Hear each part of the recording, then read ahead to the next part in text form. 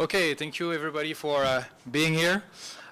So actually, when we were thinking about this conference, we thought that we should have somebody from Israel because the IDF was so seminal in design thinking that we needed to have their expertise.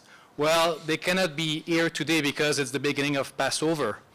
And if you know a bit about Jewish culture, you cannot work or travel during Passover. You need to be with your family. So since it's so important in the history of design, I proposed myself to be sort of to replace one of them. So I'm an academic, so indeed I will not be able to give you, experiences on the ground.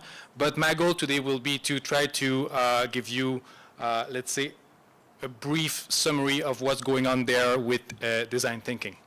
Next slide, please. And why me? Well, I call myself a design pilgrim. It's been more than 2 years that I'm following the footprints of Shimon Navet all around the world. And it has been fascinating, actually. It changed a lot of my assumptions. And it's very fascinating to see how what they did actually came to this day after more than 20 years. And it's also a great thing that I can finish this pilgrimage 20 kilometers from where I grew up. And to see what we can bring to Canadian Armed Forces in the end. Next slide, please. Actually, presenting a summary of Israeli design thinking is a design thinking challenge in itself. Why? Well, for many reasons, but one of them is that, well, Shimon Navet's thinking is changing all the time, okay? And I'll give you an anecdote. When I met him in Israel, he told me that, one day I had to go back to Israel for holidays, let's say Passover. And in the plane, I had these brilliant ideas, and I changed the methodology from A to Z.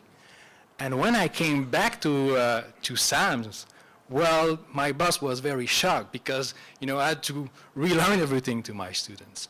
So this is really a challenge to try to summarize IDF design thinking in 15 minutes. And then I scratched my head, how could I do that? Well, then, eureka, here it is. Israeli design thinking is all about changing your mind all the time. It's all about moving all the time. It's an essence of movement. So you have the core principle over there. Next slide, please. So this is really an attempt that I'm going to do today, because most of the time when we talk about Israeli design thinking, we say, well, these are great ideas, but we don't understand a thing of them. And we really see Navet as a mad genius with, very complex jargon. And usually when you read comments of people, it's like, okay, he's a mad genius, amazing, but who will need a translator? So this can be one of my, life goal to become one of his translators, and I will try today. And since this is a design thinking, let's say, process, I might fail, and I hope not. So I will begin by using a renovation analogy to try to introduce one of their current ideas.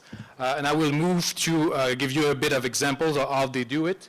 And in the end, I will try to relate it to what Canadian Armed Forces can do with these ideas. Next slide, please. Okay, so this is my cottage.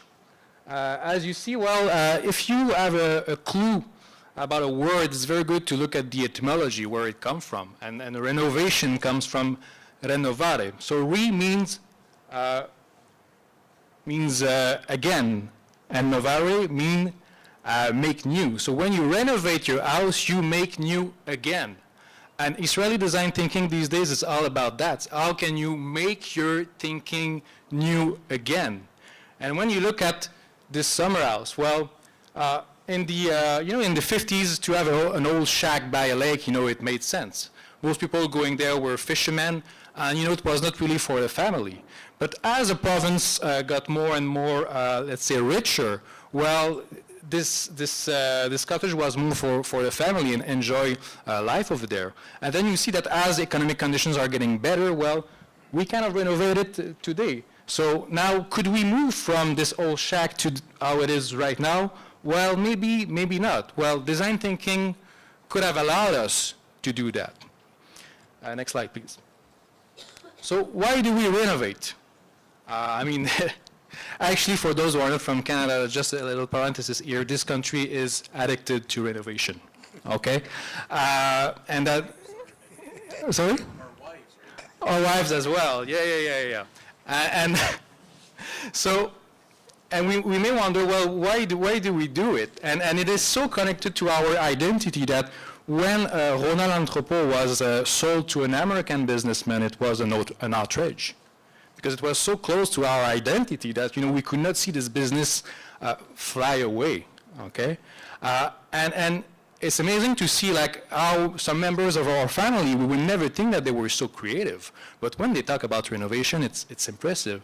When you talk about, okay, we can renovate this whole kitchen, and then, you know, all the ideas come out, okay? And when you think about renovation, you think about all these possibilities that you did not think before. Before you were just enjoying. But then you say, okay, there are many ways we can rebuild this house.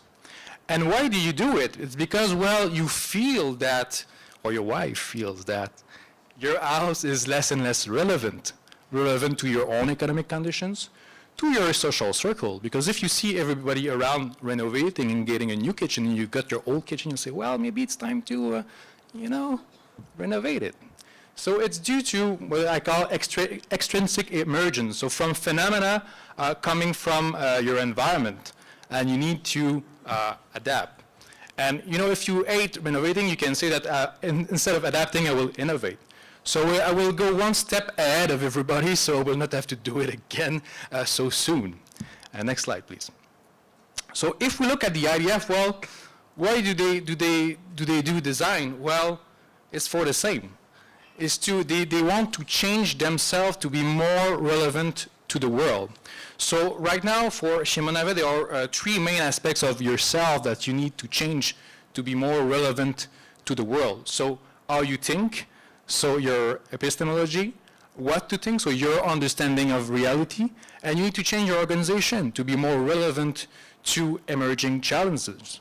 And these can come from so many ways. And usually we tend to use Western categories to categorize them, you know, economic changes, environmental changes, cultural, so on and so forth. But there are a lot of unforeseen categories that we don't really think about.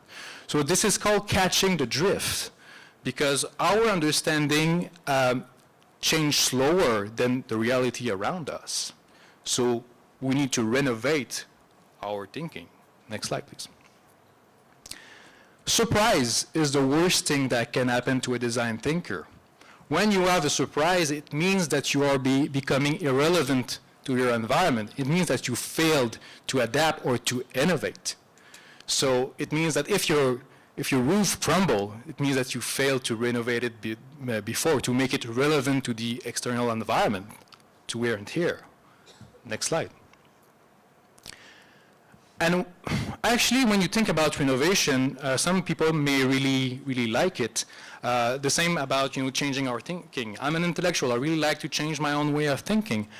But it's not that easy. It's really painful, and for many reasons. One of these reasons is this one. Well, I saw this old cottage for all my life. I'm really attached to it and to some of it. You know, every time we think about changing a wall or something, we get into a debate. Like, no, this wall is part of the identity of the cottage. You cannot tear it down. It's like, come on, Philippe, stop intellectualizing this. Let's tear it down, take a hammer, and go on. And it's the same with design thinking. We are in love with so many ideas that come from the past that and so it's very painful to disrupt them to create something new, but we have to do it. Next slide. So how do you do that? How do you renovate your own thinking? Well, as you know, when you renovate your home, it starts with the construction. So you need to think about what are the ideas that make me wage a war that no longer exists on the ground. There are many of them. And you need to deconstruct them. You can decide, well, what kind of, will I keep the foundation, the frame, or not? Do I, you know, destroy everything? That's your decision. And after that, what do you need to do? Well, next slide. Sorry, I forgot this one. Okay. So, and you may think, okay, what is there a limit to deconstruction, because you are in an organization. I cannot deconstruct all ideas, all conventions. Well, in the IDF, and that was very surprising for myself when I met them, it seems that for Shimon Navet and her assistant Ofra Gracia, the only thing that they will not deconstruct is the professional vocation, the military profession, military excellence. They will never question it. This will remain the foundation on which they will renovate their thinking. And it was fascinating for me because about Zionism, about the idea of having a state of Israel. Well, they will say, well, we don't really care about territorial integrity. We can question this. We can question everything for the sake of military efficacy. So I cannot imagine a single army in this world that can go that far. Next slide, please. Then after that, you need to reconstruct. What kind of new ideas are relevant to my environment or in the next environment? And as you know, when you reconstruct, when you renovate, well, this new world does not happen magically. You need to muddle through. It's sometimes very difficult. Next slide. So, Ofra Gracia and Shimon Navet have several, let's say, tricks to do this whole process of reconstruction, deconstruction, and reconstruction. And when you see them, they are very similar to, let's say, the old design philosophy. So it's all about having a mentor, like Ben said, instead of having a teacher that will tell you what is the truth and how you do it. It's better to have discovery learning, okay, so that you will not filter away all the little things that may not seem relevant, but they may be. So one of the examples that they gave me is that they will just give to general a quote from Einstein, that you cannot solve a problem with the thinking that you use that led to it. And they let them, talk about it. And this will lead them to direction that they did not think about before. So very simple exercise. Diversity, so people from several agencies, services, international, interdisciplinarity, and also people who have different skills at the table so that they can add value to the design product, and small groups. Next slide, please. Next slide. So what is the third step? Well, when you renovate, the third step is to enjoy until you have to do it again.